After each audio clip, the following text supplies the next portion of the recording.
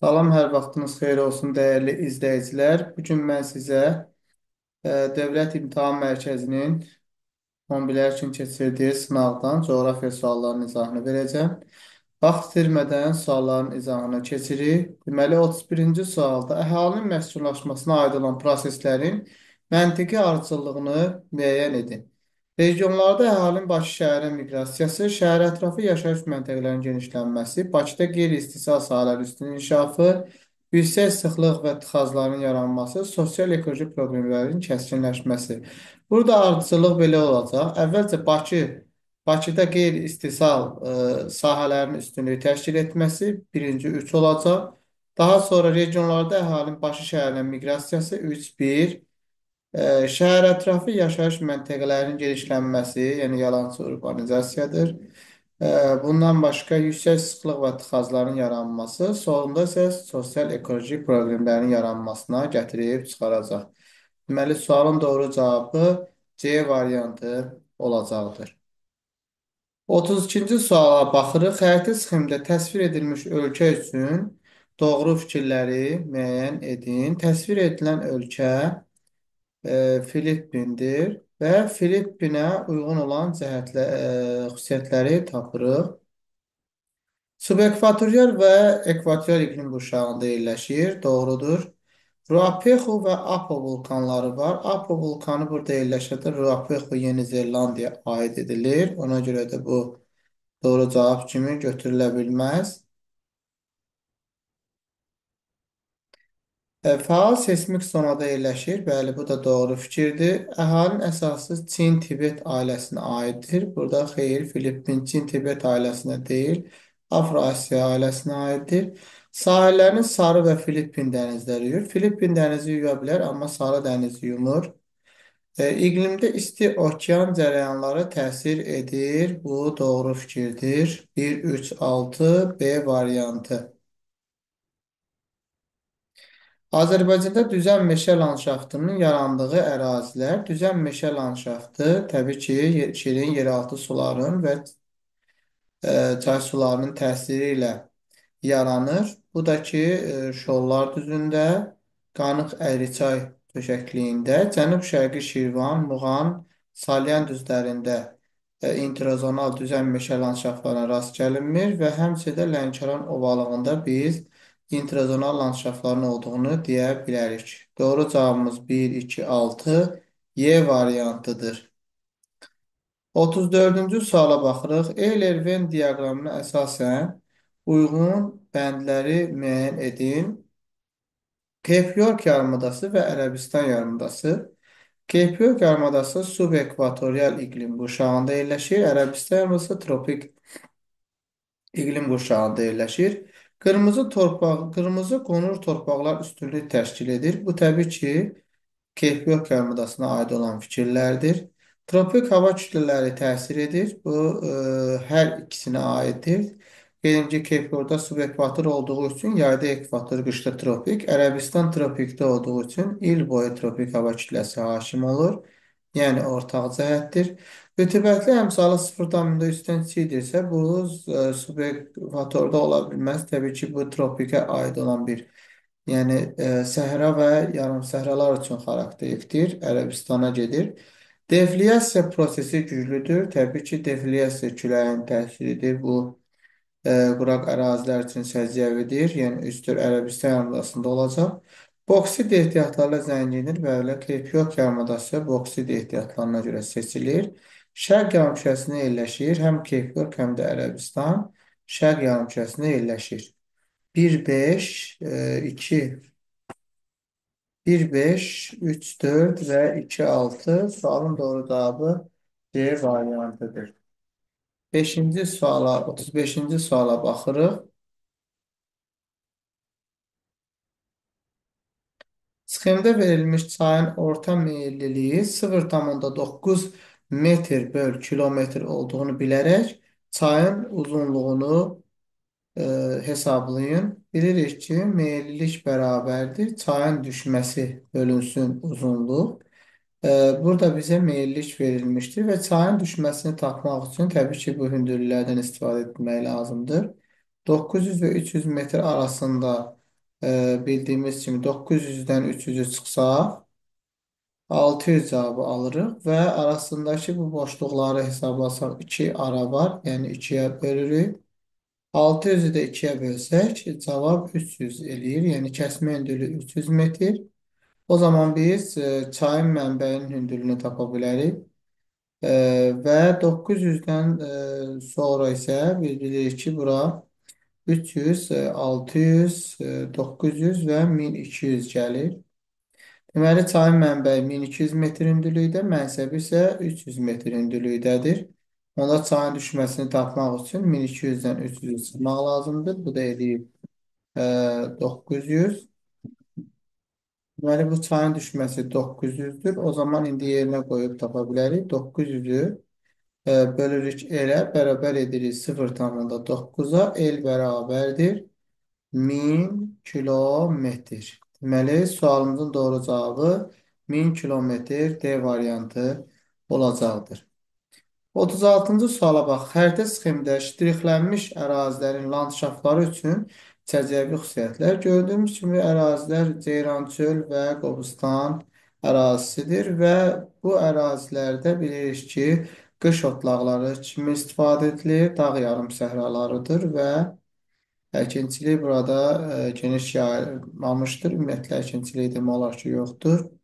Bir də suvarma əkinçilik geniş yayılmışdır. Fikri yanlışdır.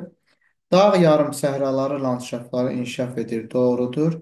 Qış otlaqları yayılmışdır. Doğrudur. Və həmçinin də burada arid denudasyon, neogen dövrün çöküntüləri də geniş yayılmışdır. Fikirləri tam olaraq bu ərazilərə uyğun gəlir. Yura dövrünün bazal suxları geniş yayılıb. Bu əsasən e, yüksək dağlıq, Böyük və Kiçik Qafqazın yüksək dağlığına uyğun gəlir. Sıx məskunlaşmış ərazidir. Xeyr. Bu ərazilər zəif məskunlaşdırılıb. Cavab A variantı. 37-ci suala bax. Xəritə sxemdə verilən fiziki coğrafi rayonların ümumi əlamətlərini müəyyən edin. Deməli, bu Günnüt Qapıcıq fiziki coğrafi rayonu və Talış dağları fiziki coğrafi rayonlarının ümumi cəhətləri landşaftın inversiyası bu Talış dağlarına aiddir. Çiğ Qafqaz tektonik qalxmasına aiddir. Bu oxşar cəhətdir, hər ikisinə aiddir. Ən hündür zirvəsi 3000-dən hündürdür. Təbii ki, bu qapıcıqdır, 3904. Talış dağlarında 2493 metrdə ola bilməz. Sarı torpaqlar geniş yayılıb. Bu Talış dağlarına aid olan xüsusiyyətdir. Və həmçinin polimetal ehtiyatlara malikdir. Bu da Günnüt Qapıcığa aid olsa da Talış dağlarında polimetal ehtiyatları yoxdur. Cavabımız oldu B variantı. 38-ci suala baxın. Cədvələ əsasən doğru sıraları müəyyən edin. Doğru sıralar. İqtisadi rayon, Abşeron xızı, yarımsəhra və Qürüçöl iqlimi, boz qonur torpaqlar. Bu tamamilə doğru fikirdir. Bir doğrudur. Mərkəzi alan yarımsəhra və Qürüçöl və Tünc şabalıdır. Bu yanlışdır. Burada Tünc şabalı torpaqlar olmaz. Qarabağ mülayim isti və boz çəmən. Boz çəmən mülayim isti iqlim tipinə uyğun gəlmir. Şərqi Səngəzur soyuq və dağ çəmən torpaqları doğrudur. Gəncə Daşkəsən soyuq iqlim şabalıdır. Soyuq iqlimdə şabalıdı torpaqlar yaranır. Qazax Tovuz mülayim isti və dağ qara torpaqları doğrudur. Deməli 1, 4 və 6 cavabımız C variantıdır.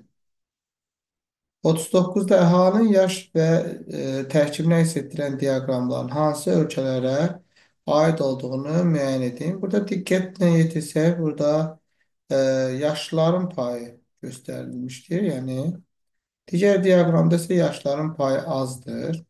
Bu onu göstərir ki, bu birinci diaqram birinci tip ölkələr üçün səciyyəvidir. İkinci diaqram ikinci tip ölkələr üçün səciyyəvidir. Almaniya birinci tipə aiddir təbii ki. Pakistan ikinci tipə aiddir.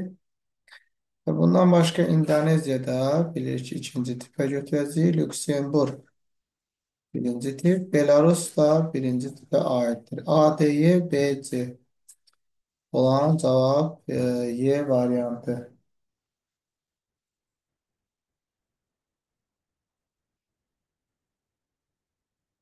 40-cı suala baxın. Bütün fəsillərin aydın müşahidə edildiyi o balıqlar bu subtropik və mülayim enişlərində belədir. Deməli, biz subtropik və mülayim enişdə yerləşən o balıqları tapmalıyıq. Bir də Mississippi o balığı göstərilib doğrudur. Orinoco balığı subekvatordur. Təbii ki, iki fəsildir. Hindqang subekvator iki fəsil. Amazonda bir fəsil ekvatordur. Lənkəranda bütün fəsillər aydın müşahidə edilir. Böyük Çin düzənlikdə həmçinin belədir. 1, 5, 6 elə burada göstərilən B variantı doğrudur.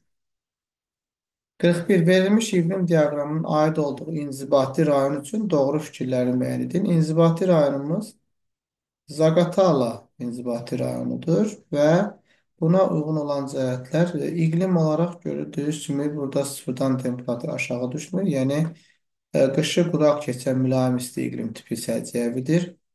Bir doğrudur. Çaylar əsasən buzlaq suları. Xeyr, burada yeraltı sudur çaylar əsasən. Qışı soyuq keçən yarımsəhra və quru çöl iqlimi burada rast gəlinir. İnterazonal landşaftlar var Qanı-Xəri çayda və ölkəmizdə ən çox yağıntı düşən inzibati rayondur. Xeyr, ən çox yağıntı düşən inzibati rayon Lənkərandır. Cavab 1 və 4 e, E variantı. 42-ci suala baxırıq. Endogen və eksogen qüvvələr. Kars mağaraları təbii ki, yeraltı sulardır. Bu da eksogen qüvvədir. Okean novları bildiyimiz kimi yerin daxili qüvvələrin təsirindən endogen proseslərə aiddir. Barxanlar da təbii ki, küləyin təsirindən qum təpəcikləridir ki, eksogen qüvvə. Qırışıq dağlar endogen. Troq dərələri isə buzlağın yaratdığı eksogen relyef formalarıdır. BD və ACY Y variantı. 43-cü suala baxırıq. Sxemi tamamlayın. Kaynazoy, Avrasiya və Şimali Amerika sahil sıra dağları. Yəni burada cavan dağları seçməliyik. Birdə Karpat dağları, ikidə yeni sənaye ölkələri İtaliya, yeni sənaye ölkələrinə İtaliya və Meksika bura İtaliya aid deyil. Ona görə A variantı çıxır. B'də Himalay cavan dağlara aiddir. İnkişaf etmiş ölkələr, 3-də Nepal qeyd olunur. Nepal inkişaf etmiş ölkə deyil. C-də Kunlun dağları. Kunlun ümumiyyətlə Kaynoza erasinə aid deyil. Bu Mezozoydur. D-də Alp qırışıqlığı. İnkişaf etmiş ölkələr. 3-də İsveçrə, 4-də də Kanada sahil sıra dağlar arasına düşür. Deməli D sualımızın doğru cavabıdır. 44-cü suala baxırıq. Zeytun, şəkər qamışı və kətan. Baxaq, əsas becərilmə arealları Braziliya, Hindistan və Kubada yerləşir. Bu təbii ki, zeytuna aid olan şəkər qamışına aid olan fikirlərdir. Yüngül sənayedə xam mal kimi istifadə edilir. Doğrudur, bu da yüngül sənayedə xam mal kimi kətandan istifadə edilir. Aralıq dənizi sahilləri becərilməsi üçün əlverişli şəraitə malikdir. Bu zeytuna aid olan xüsusiyyətlərdir. Ukrayna, Polşa, Belarus, yəni mülayim enişlərdə əsasən kətan becərilir. Rütubətli tropik və subekvatoral enişlərdə becərilirsə, bu şəkər qamışına aid olan fikirlərdir. C, A və D, B və D. C, A, Y və B, D cavabları yenə də A variantı sualın doğru cavabıdır. 45-ci suala bax. Rəqəmlərlə verilən coğrafi obyektlərə aid ümumi əlamətlər. Birinci Madagaskar adasıdır. Burada Madagaskar. Ee, Daha sonra 2-də verilir Böyük Britaniya adası. Böyük Britaniya adası. Üstə də Baffin torpağı verilib. Baffin adasıdır yəni. Baffin adası. Deməli, bunların orta konvergent sərhəd zonasına yerləşir. Təbii ki, bu yanlışdır. Burada konvergent heç bir konvergentdə yerləşmir. Vulkan mənşəli adalardır. Bu da yanlışdır. Vulkan mənşəli adalar deyirlər. Sahillərində isti okean cərəyanları keçir. Təbii ki, bu təkcə Böyük Britaniya Madagaskara aid olsa da Baffinə aid deyil. Əhalinin sıx məskunlaşdığı ərazilərdir. Bu da yanlışdır. Baffin ümumiyyətlə bura sıx məskunlaşma ola bilməz. Seysmik cəhətdən sabit zonalarda yerləşir. Bu hər üç adanın ortaq cəhətidir. 46-da əhalinin və sənaye müəssisələrinin dəniz sahilə doğru irəliləməsinin dünya okeanında yaratdığı qlobal ekoloji problemlər. Dünya ölkələri ilə əlaqələrin genişlənməsinə mane olur, yük daşımalar artır. Bu yanlışdır. Əslində əlaqələrin genişlənməsinə səbəb olacaq. Dünya duz istehsalı azalır, okean suları çirklənir. Yəni bu da yanlışdır. İnsanlar dünya təbii resurslarından daha çox istifadə edir. Bəli, daha yaxın olanda daha çox istifadə edəcək. Və okean səthində buxarlanma artar. Bu doğrudur. Yox, buxarlanma artardı daha doğrusu. Yox, doğru deyil. Burada təbii resurslardan daha çox. Okeanda təbii sərvətlər. Okeanlarda təbii sərvətlər tükənir və okean suları çirklənir. Bəli, tükənir və okean suları sürətlə çirklənir. D cavabı doğrudur. Yerdə Antarktida və Arktika buzlarının əriməsinə səbəb olur, duzluq azalır. Doğru cavab burada D variantı. 47. Uyğunluğu müəyyən edin. Şimali Afrika, Avstraliya, Yaponiya və Koreya Respublikası. Yanacaq enerji ehtiyatları ilə zəngindir. Yanacaq enerji ehtiyatları Şimali Afrikada zəngindir. Daş kömür və filiz faydalı qazıntılar çoxdur. Söhbət Avstraliyadan gedir. Mineral xam malla zəif təmin olunduğundan tələbatda ithal xam malla hesablanır. Yəni ithal xam malı hesabına ödənilir. Təbii ki, bu Yaponiya və Koreya Respublikasına aiddir. Dünyada mütləq maksimum temperatur ərazisində qeydə alınmışdır. Təbii ki, bu aiddir Şimali Afrikaya aiddir. Hasil edilən xam malın çox hissəsi Şərqi Asiya ölkələrindən ixrac edilir. Şərqi Asiya ölkələrinə ixrac edilir. Bu da təbii ki, Avstraliyaya aid olan xüsusiyyətdir. AD, BY və C uyğun gəlir. AD, BY və C A variantı. 48-ci suala baxaq. Kəsmə hündürlüyü 4 metr olarsa A və B nöqtələri arasında mütləq hündürlüklərini hesablayın. Kəsmə yüksəkliyi 4 metr olarsa burada yüksəklik təsvir edilmişdir. Deməli 12-dən ortaya doğru, mərkəzə doğru hündürlük artacaq. Burası 16 metr, aşağı A məntəqəsi 8 metr. Yəni A 8, B isə 16 olacaq. 49-a Türyançay və Tərtərçayın ümumi xüsusiyyətlərini müəyyən edin. Hövzəsində iki təbii vilayətdə, Türyançay Böyük Qafqaz vilayətində, Tərtərçay da Böyük Qafqaz və Kür vilayəti, Tərtərçay isə Kiçik Qafqaz və Kür vilayəti, iki vilayətdə, mənsəbi isə yarımsərə və quru-çöl iqlim tipində yerləşir. Doğrudur. Qidalanmasında qar və buzlağın ərinti suların payı çoxdur. Tərtərçay yeraltı sudur, Türyançay da yeraltıdır həmçinin. Deməli, bu yanlışdır. Bir doğrudur. Üzərində iri seslər var. Bu Tərtərçaya aid olsa da Türyançayda belə şey yoxdur. Kür çayının qollarıdır. Türyançay sol qol, Tərtərçay sağ qoldur. Doğrudur. Mənsəblərin yerləşdiyi inzibati rayonlar həmsərədir. Tərtər çayının mənsəbi Bərdə, Türyanın mənsəbi Ağdaş. Bəli, bunlar bir-birindən həmsərədir. Bir tektonik zonadan keçir fikri isə yanlışdır. Yəni Böyük Qafqaz və Kürdən keçən Türyançaydırsa, Tərtərçay da bir neçə tektonik zonadan keçir. Deməli, ümumilikdə cavab oldu 1, 4 və 5 C variantı. 50-ci suala baxaq. Qəbələ rayonunun 2005-ci ildə şəhər əhalisinin sayı 11,6 min nəfər, 2009-cu ildə isə 32 min nəfər olmuşdur. Bu dövr ərzində şəhər əhalisinin orta illik artımını hesablayın. Deməli, əvvəl 32 min nəfər olub, sonra isə 11,6 min nəfər olub. Deməli, əhalinin sayı 20 min 20,4 min nəfər artdı. 2009-dan da 2005 il arasında 4 il fərq var. Yəni biz 20,4-ü 4-ə bölsək 5,5 5,1 min nəfər edəcək. Cavab A variantı. 51-ci suala bax. Qapıcıq, kömürcü və Camışdağ üçün ümumi əlamətlər qar xəttindən yuxarıda yerləşir. Qar xətti Azərbaycanda 3900-dür. Təkcə Qapıcıq yerləşir. Digərləri üçün ümumi deyil. Çiğ Qafqaz tektonik zonasına aiddirlər. Deməli, Qapıcıq, Kömürcük və Camışdağ, Kömürcük, Talış dağları, Camışdağ, Çiğ Qafqaz, Qapıcıq Dəmir.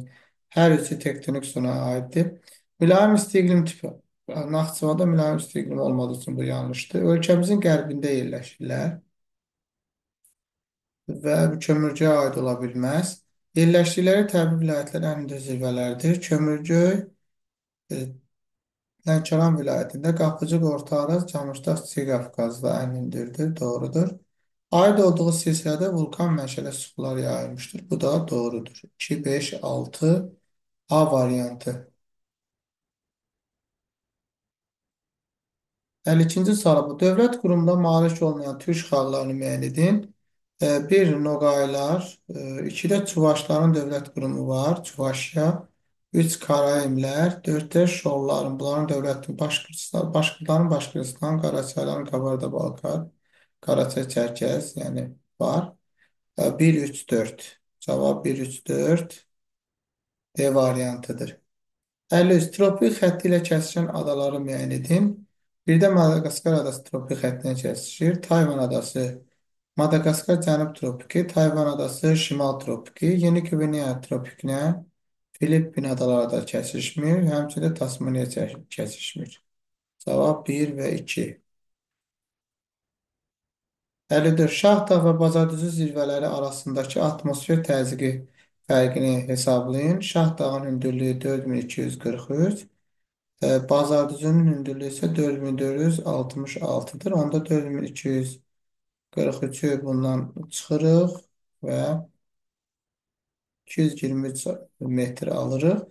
Təzyiq fərqini tapmaq üçün isə 223-ü 10-a bölürük. Çünki hər yuxarı qalxanda 10 metrdən təzyiq 1 millimetr azalır. Deməli 22,3 millimetr civə sütunu. 55. Monqolistan və Qazaxıstan təsərrüfat strukturuna aid olan oxşar xüsusiyyətlər. Xarici iqtisadi əlaqə dəniz limanları mühüm əhəmiyyət kəsb edir. Bu yanlışdır. Monqolistan materik daxili ölkədir. Burada dəniz limanları demək olar ki, onun sahilində e, hövzələr olmadığı üçün dəniz limanları yoxdur. Ərazisində cavan platform yerləşir. Bu da Qazaxıstana aiddir. Monqolistana aid deyil. Arı iqlim şəraitində ekstensiv otlaq heyvandarlığın inkişaf edir. Doğrudur. Şirin su ilə təminatda problemlər mövcuddur. Doğrudur. Neft və təbii qazın iri ixracı bu Qazaxıstana aid, Monqolistana aid deyil. Rusiya Çinlə quru sərhədi var. Hər ikisinə aiddir. 3, 4 və 6. 3, 4, 3, 4 və 6 sualın doğru cavabı olacaqdır.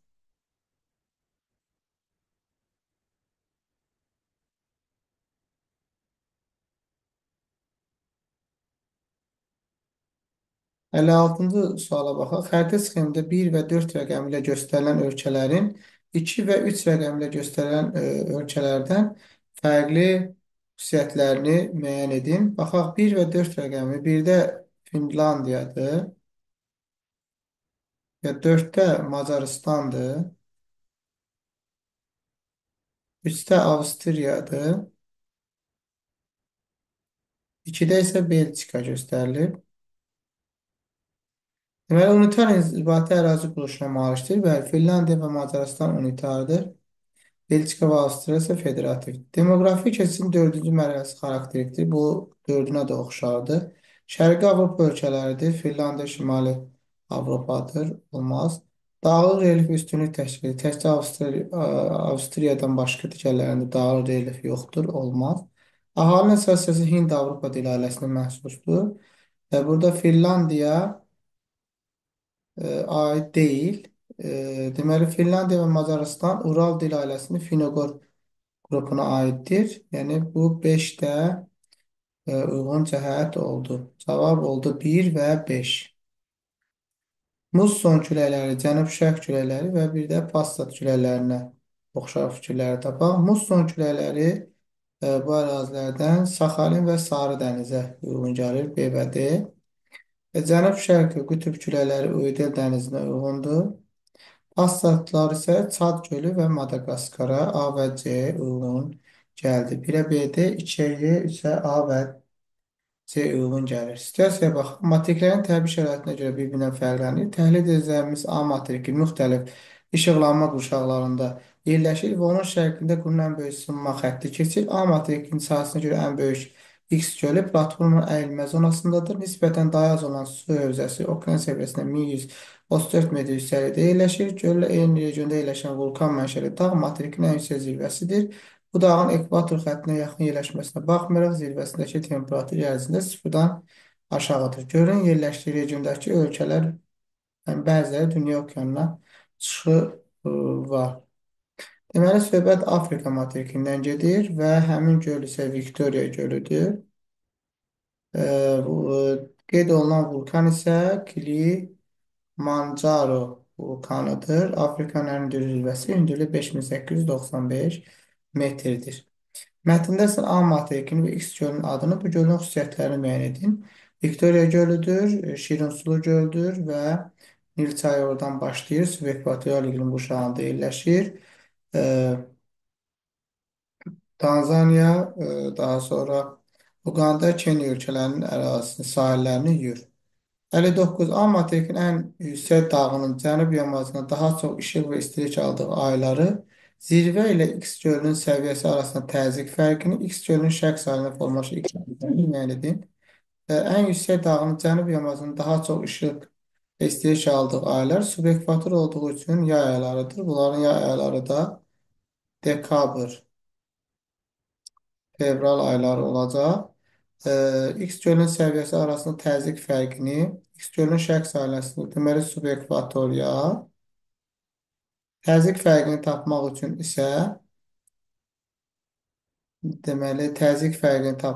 isə, biz 5895-dən 1134-ü çıxırıq. 5890, 4761 eləyir, 4761 metr və həmin 4761-i də 10-a böləndə təzyiq fərq eləyir 476,1 millimetr civə sütunu. Mətndə sən A materikinə və X gölünə aid olan xüsusiyyətləri müəyyən edib cədvələ yazın. Bu yəqin ki, ən isti Afrika materiki haqqında ən isti materikdir. Tropik xəttləri arasında yerləşir. 4 yarımkürədə yerləşir. X gölü Afrikanın ən böyük gölüdür. Nil çayı başlayır. Hansı ölkələrin sahilində yerləşir? Yəni cədvəldə nəsə olubsa, həmin cədvələ qeyd etmək lazımdır. Sualın izahı bu qədər. İzlədiyiniz üçün təşəkkür.